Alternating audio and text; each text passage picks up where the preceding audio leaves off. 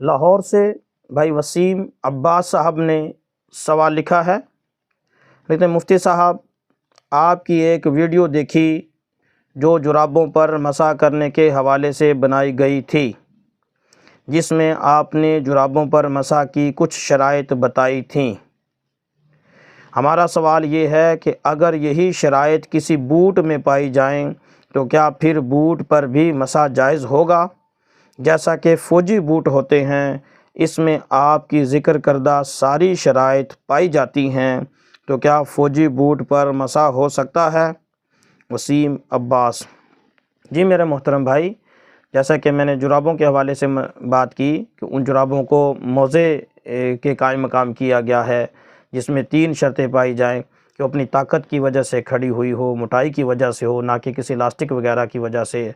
دوسرا، اس میں 3 میل بغیر جوتے کے چلنے کی صلاحیت ہو۔ تیسرا یہ کہ اس میں اگر پانی ڈالا جائے تو پانی بھر جائے، اس میں مشق کی طرح چھنے نہیں۔ یہی اگر 3 شرائط اگر کسی بوٹ میں پائی جاتی ہیں، جیسا کہ فوجی بوٹ ہوتے ہیں، مضبوط ہوتے ہیں، پانی ان میں ڈالا جائے تو چھنے گا نہیں، 3 میل چھوڑ کے وہ تو 300 میل بھی اگر کوئی چل لے تو اسے کچھ نہیں ہوتا،